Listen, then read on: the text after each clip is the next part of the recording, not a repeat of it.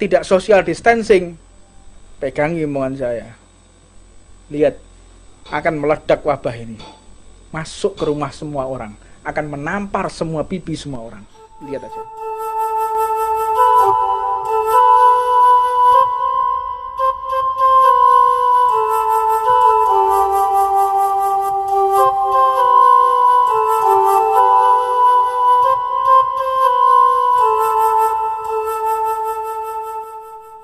Sudah cukup sejarah mencatat peristiwa yang ada di Mesir sampai kehilangan setengah dari warganya. 2,5 juta orang mati karena wabah. Apa sebab?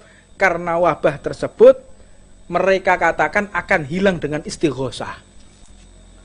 Mereka beramai-ramai mengumpulkan masyarakat di daerah Mesir. Pernah kejadian, mereka mengumpulkan masyarakat dengan jumlah yang sangat besar, berdoa kepada Allah, menggelar tablik akbar, membaca khotmul Bukhari, membaca hadis Rasulullah. Apa yang mereka lakukan? Baca hadis dengan bersuci, berdoa kepada Allah, bermunajat. Apa hasilnya? Wabah semakin menjadi-jadi. Kenapa bisa seperti itu? Karena yang mereka lakukan tidak sesuai dengan sunnah Nabi Muhammad SAW. Sunnah Rasulullah saat ini, jaga diri. Jaga diri. Bersihkan diri. Jangan banyak-banyak kita kumpul orang, social distancing. Ini sunnahnya seperti itu. Bukan saat ini sunnah sholat id, bukan.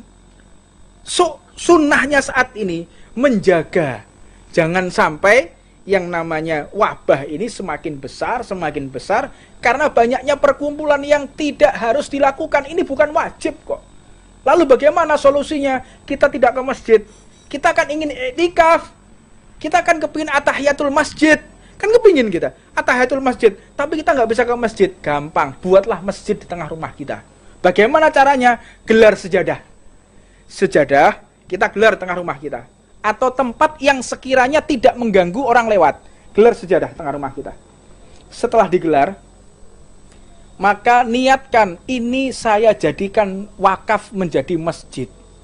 Sejadah itu, tempat sejadah itu, maka menjadi masjid.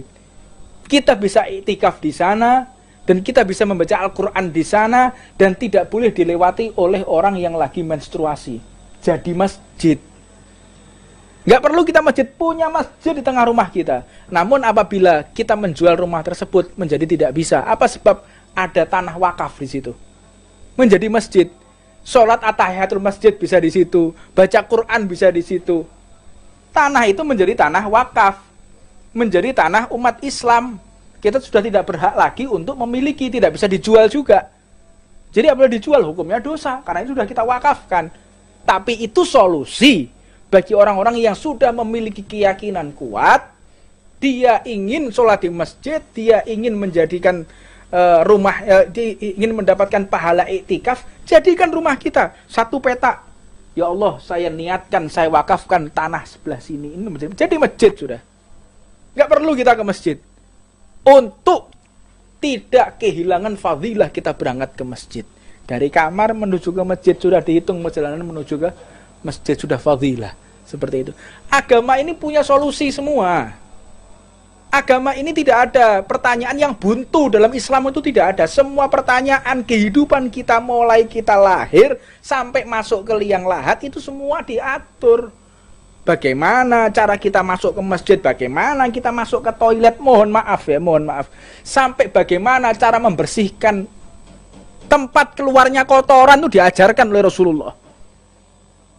Dengan jari yang mana, gerakannya bagaimana, supaya bersih, tidak ada sisa kotoran di pantat kita. Itu diajarkan oleh Rasulullah. Komplit agama ini.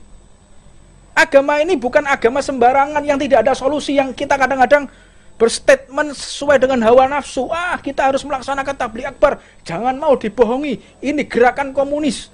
Ini gerakan para musuh Allah. Ini gerakan liberal sehingga mengosongkan masjid. Loh, itu sunahnya seperti itu.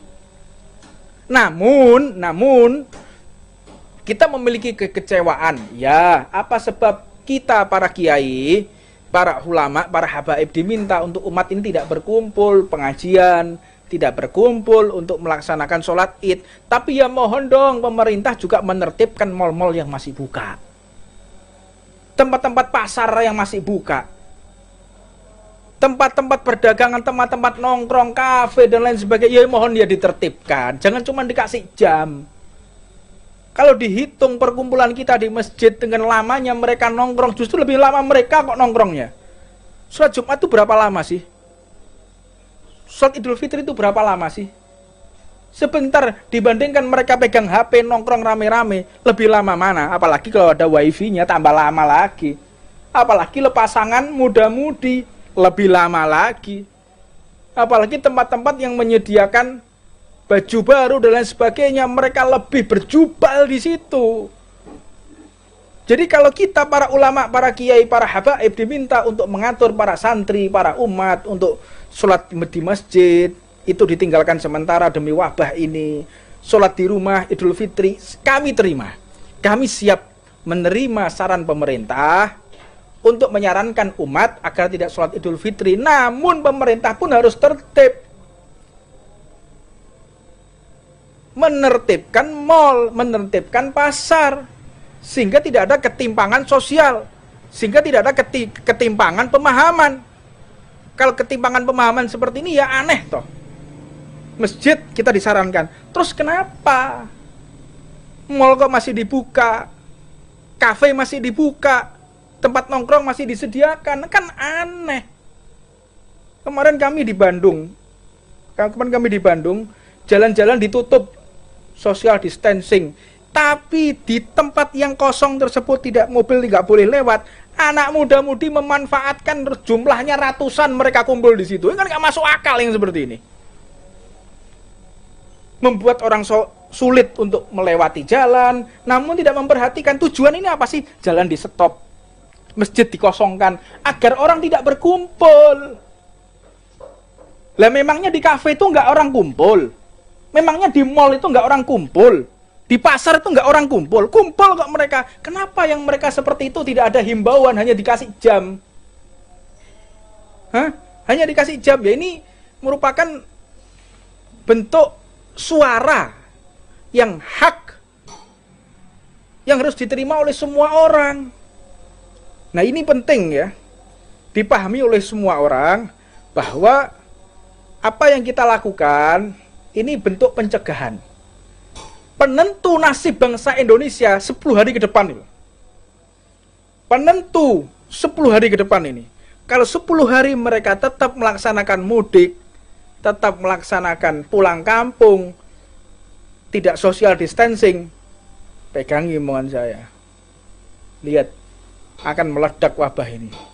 Masuk ke rumah semua orang, akan menampar semua pipi semua orang. Lihat aja.